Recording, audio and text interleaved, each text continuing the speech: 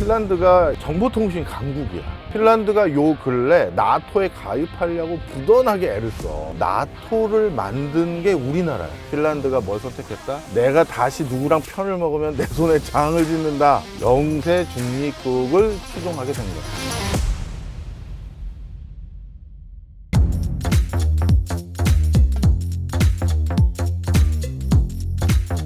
잘 모르지만 요 나라 좀 주목해야 된다 싶은 거 하는 건데 좀 추천받으려고 하는데 좀 생각나는 나라 있으십니까? 당연히 엄청 많지. 근데 가끔 우리나라에도 지대한 영향을 미치는데 너무 멀리 있거나 좀 그 전체 국가 사이즈가 좀 작아서 의미 파악을 잘 못하는 나라들이 좀 있어. 그 중에 나는 요즘 가장 눈 빠지게 쳐다보고 있는 나라 중에 하나가 바로 핀란드야. 핀란드면 이제 북유럽 저기 껌 만드는 걸로. 그렇지. 그 자이리톨의 나라. 뭐 핀란드 사람 싫어할 거예요. 이거 이제 껌 얘기하면. 핀란드 중에서 자이리톨을 기억한다는 건 우리나라의 그 김을 기억하는 거랑 똑같은 거거든. 반도체도 만들고 다양한 걸 하는데. 아, 야. 노키아. 노키아 그래. 예, 노키아 나라잖아요. 맞아. 뭐 노키아 얘기했으니까 그거부터 좀 얘기를 하면 정보통신 강국이야. 핀란드는 전체 국민이 500만 명밖에 안 되거든. 그런데 그 작은 나라에서 노키아라는 세계 최대의 휴대폰 그 회사, 그리고 휴대폰만 만드는 게 아니라 정보통신 관련한 각종 네트워크 장비를 거기서 엄청나게 가지고 있거든. 특허도 많고. 그런 회사를 가지고 있게 된 배경이 있어. 바로 인구는 너무 작기 때문이 첫 번째 이유라고 할 수 있어. 엥? 오히려요? 그리고 핀란드가 스칸디나비아 반도에 있는데 거기가 엄청난 산악지대라든가 산림 많은 침엽수림이 많고 인구는 500만 명인데 땅덩어리는 우리나라의 한 3배가 넘거든. 그러다 보니까 인구 밀도도 낮잖아. 자, 그런데 그러다 보니까 이동통신에 발달한 나라가 돼버렸어. 원래 핀란드는 옛날 무선전화 없을 때는 유선전화가 있어야 되잖아. 그래야 서로 소통하고 하잖아. 그런데 그게 너무 힘든 거야. 왜? 전 국토에 전봇대 하나씩 다 박아가면서 그걸 선을 다 깔아가지고 전화를 연결한다? 그 전화를 예를 들어서 어느 동네까지 전신주 쫙 보내가지고 그 동네에서 5천 가구 살거나 10,000가구 살면 단가 나오지. 그런데 3가구 살고 다시 또 한 차 타고 한 100km 가야 한 5가구 또 살고. 그리고 거기다가 산지고 눈 쌓여 있고. 그렇지. 그래서 그거 전봇대 깔려면 경사도 높은 피오르대한 옆에 있는 그 산맥 넘어가지고 가서 다시 그걸 해야 되고, 또 호수는 또 좀 많아. 트럭으로 가는데 갑자기 호수 나오면 다시 배 타고 갔다가 다시 또 트럭으로 옮기고, 이 완전 말도 안 돼. 자, 그러다 보니 이거는 답이 안 나온다. 그래서 본인들이 무선으로 서로 소통하는 기술을 오래전부터 살기 위해서 개발해 온 나라야.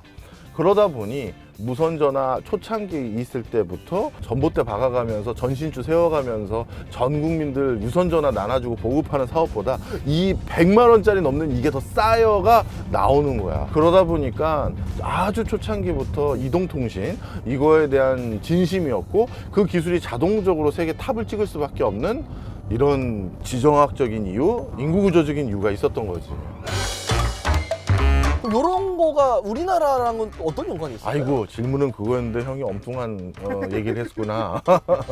우리나라에 이제 요즘 가장 큰 이슈가 되는 건, 이것도 사람들이 우리나라와 관계가 있다고 잘 생각을 못 하는데, 바로 나토야. 나토를 만든 게 우리나라야. 나토가 우리나라가 창설했다고? 그건 말이 안 되는데? 원래 나토는 북대서양 조약 기구가 아니라 북대서양 조약 NAT였어. 북 대서양 T 조약 이렇게까지 된 거거든. 자, 그런데 이 북대서양 조약이 만들어진, 이 조약이 체결된 게 1949년 즈음이었는데, 그런데 갑자기 1950년도에 한국전쟁이 터진 거야. 북한이 남한을 점령하겠다 내려왔고, 근데 그렇게 끝난 게 아니라 걔네들도 죽창 들고 싸울 줄 알았는데 저 탱크는 어디서 난 거야? 저 무기는 다 어디서 났던 거야? 봤더니 소련과 중공이 그 당시 중공이라고 불렀지. 그 도와준 거라는 걸 안 거야. 그래서 북대서양 조약은 미국과 영국을 중심으로 한 공산진영이 아닌 자유진영의 국가들이 모여져 있는 일종의 협약체 같은 거였거든. 그런데 거기에서 딱 보니까 공산권 국가들이 자국의 공산 진영을 확대하기 위해서 한국전쟁이라는 걸 하고 있는 거야. 그래서 갑자기 NAT가 이건 안 되겠다. 야, 우리가 그냥 서로 십시일반 도와줍시다. 조약만 체결하고 아무 실체도 없고 쉽게 얘기해서 오거나이즈 할 수 있는 조직체를 만들 수 있는 이런 기능이 없으니 우리가 뭐 이걸 안 되겠어. 이러다 우리 속수무책 당할 것 같은데, 그래서 NAT에다가 O를 붙인 거야. 오거나이제이션을 해준 거지. 그래서 이게 조직이 있어야겠다 해서 바로 한국 전쟁 때 참전을 하기 위해서 O를 붙여버린 거야. 그때부터 나토 사무총장, 나토 총사령관 가끔 우리 영화에서 보잖아. 그런 조직이 만들어진 게 바로 한국전쟁 때문이야.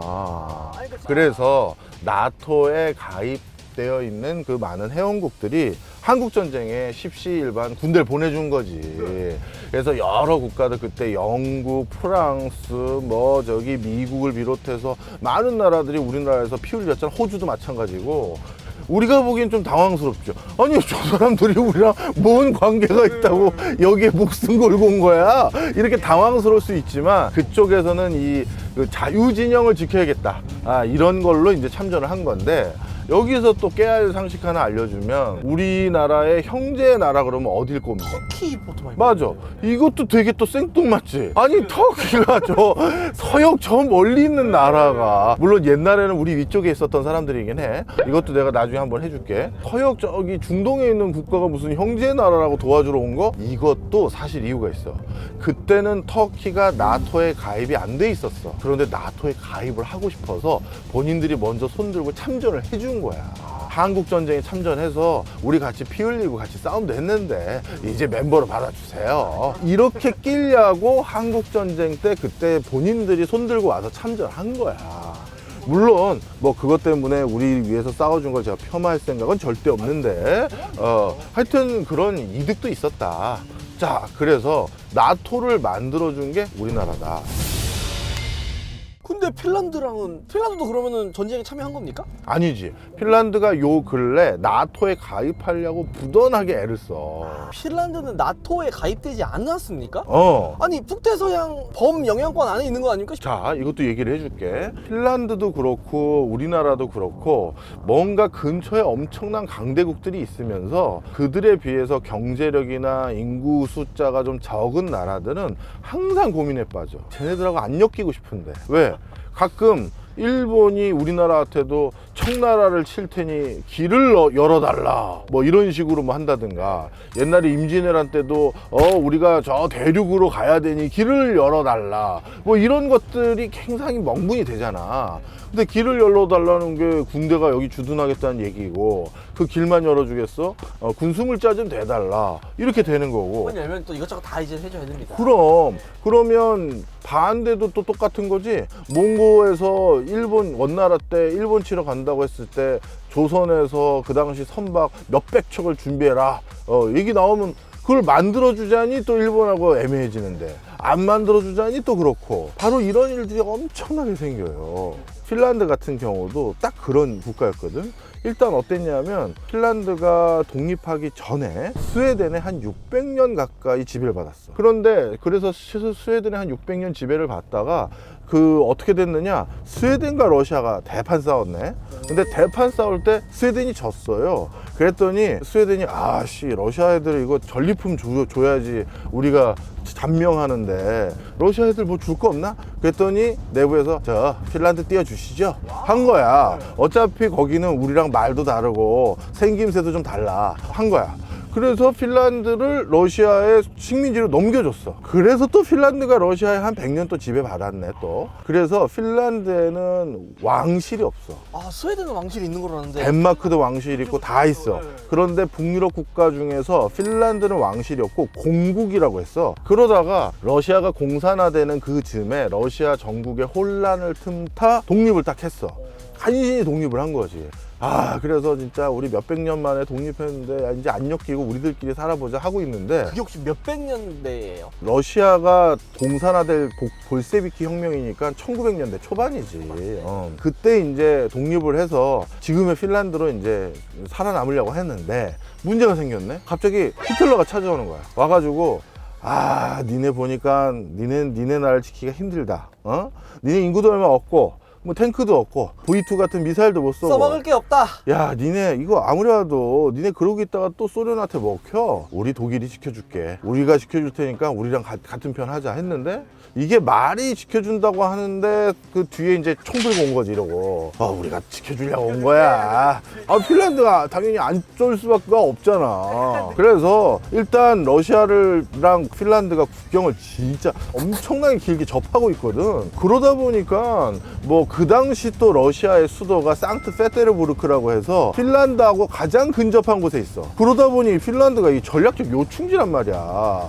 그래서 여기에 도움을 받으면 야 이게 일이 수월해지겠다 이제 독일은 생각한 거지. 그래서 계속 이렇게 압박 아닌 압박, 협조 아닌 협조를 구하다 보니 핀란드가 결국 독일 편에 섰지. 그런데 본인들도 끝까지 휘말리고 싶지 않았다라는 증거 중에 하나가 핀란드가 군대를 편성해서 이제 독일군하고 같이 참전해야 될 거 아니야.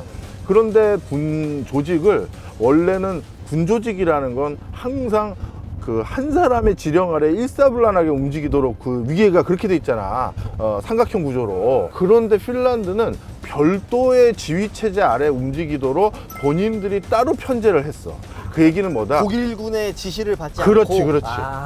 그 얘기는 그만큼 우리 독일하고는 좀 거리감이 있습니다. 싸우지만 그걸 좀 알아주세요. 이거를 이제 얘기하고 싶었던 거야. 근데 영국이 여기다가 이제 한마디 한 거야. 야, 니네 요즘 자꾸 독일하고 어울리고 말이지. 군대를 따로라고 하면서 뭐 이렇게 편성을 하는데 그럼 너희 우리 연합군이 니네 침공할 수 있어. 딱 이렇게 하면서 또 엄포를 놓은 거야. 그런데 그때 결국 핀란드는 독일 편에 섰잖아.